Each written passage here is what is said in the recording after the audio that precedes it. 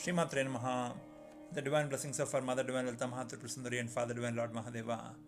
We are continuing to discuss the Shree Chakram and the different avarnas of Shree Chakram. In this episode, we will try to make an attempt to understand the eighth enclosure, the Sarva Siddhi Pradayaka Chakram, which literally translates to the bestower of all attainment. Sarva is all, Siddhi is the miraculous powers, and the desires of the devotee. Siddhi Pradayaka Chakram, the one which bestows all the desires of the devotee. Mother Goddess who presides over this enclosure is called Tripuramba. She is attended by the very secretive yoginis called Ati Rahasya yoginis, and this enclosure, which is basically a triangle, is pure sattva, therefore it is white in color. Since it's a triangle with three sides, in different sampradayas it is represented a little differently, but the semantics might differ, but the meaning is the same. Essentially, the triangle three sides represent the three gunas, the sattva guna, the rajo guna and the tamo guna, with the apex facing east.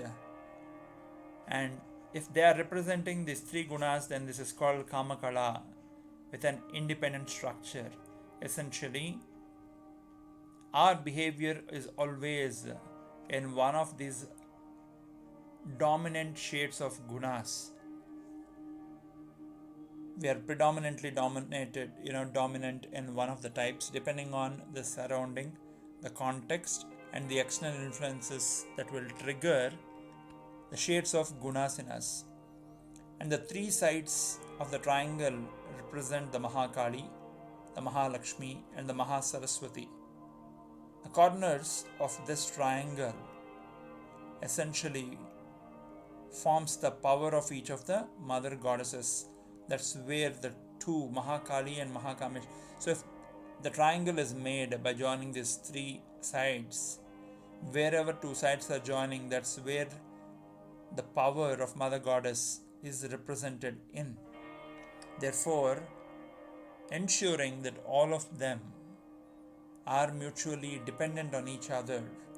And if we talk about Kameshwari, Mother Goddess Kameshwari in this triangle becomes the power to create, therefore the Shakti of Brahma. And if we talk about the Vajreshwari, the Vajratattvam, the hardest substance, therefore very, very perennial and therefore very preservative in nature, she becomes the Vishnu's preservative Sthitikara power. And we talk about Bhagamalini, she becomes Rudra's power of dissolution. Similarly, in different sampradayas, to the best extent I recall 8 sampradayas. Actually there are 9, but the 9th one has bijakshras. So generally, unless one is initiated, we'll leave that and talk about only 8. The first being Pashyanti, Madhyama and Vaikari. Pashyanti, Madhyama, Vaikari are 3 types of talks. Vaikari is the one that you can hear out. Right now I'm speaking and the podcast is getting recorded. What you hear is the Vaikari. Madhyama is essentially the bridge between the thoughts being translated into words. So Madhyama is the bridge that connects the thoughts and the words and the sentences in a language of my consciousness choice that is coming out. Pashyanti is essentially those thoughts that are feeding my thoughts in my mother tongue, and in my mother tongue, those thoughts that are being fed to my Vak or Vishuddhi Chakram are being converted on the fly into words and sentences in English. That essentially is the function of Pashyanti, Madhyama and Vaikari. There is a para that we will visit later when we talk about para, Pashyanti, Madhyama, Vaikari in Lalita Sahasranama. The second aspect of this is Vama, Jeshta and Ratri. The three Shaktis are called with three different names. And the third aspect is called Icha Gnana Kriya. Icha Shakti, Gnana Shakti, Kriya Shakti. First you need to have the desire to do something. Once you have the desire to do something, you will be bestowed, or you will start accruing that knowledge, which is Jnana. Once you have the knowledge, then you will start putting it into implementation or Kriya. Then Sattva, Rajas, Tamas, we already discussed.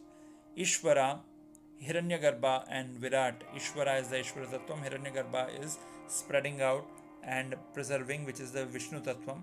Virat is essentially the one who is all spread and sustaining, and also for something to be spread, it needs to be born. In some context, Hiranyagarbha can also mean to Brahma. So depending on the context and the Paddhati, we can derive what we mean there. Similarly, we have Kameshwari, Vajreshwari, Bhagamani that we discussed. Kamarupa, Purnagiri and Jalandhara. Some of them, if those of you are familiar, they are the Pithas. And similarly, you have Brahma Rupa, the god of generation. You have Vishnu Rupa, the god of sustenance. You have Rudra Rupa, the god of Layakara. This Sarva Siddhi Pradayaka Chakram is essentially the topmost circle before the ninth enclosure, which is basically a dot itself. And this Sarva Siddhi Pradayaka Chakram is also called the Yoni Chakram, the Shakti Chakram, or the Visarga. Essentially, Yoni Chakram means from where the whole cosmos is created. Yoni is the place from where everything is born. It's not just a part of the body, but it is a concept through which everything is born from. And that's the reason this is called the Yoni Chakram. And the nature of this chakra or enclosure is a nada. There's constantly a sound being heard by those who actually focus on this chakram. This is a brief attempt to understand the Sarva Siddhi Pradayaka Chakram, the 8th enclosure. Stay blessed, spread the bliss around. Shree maathrey, namaha.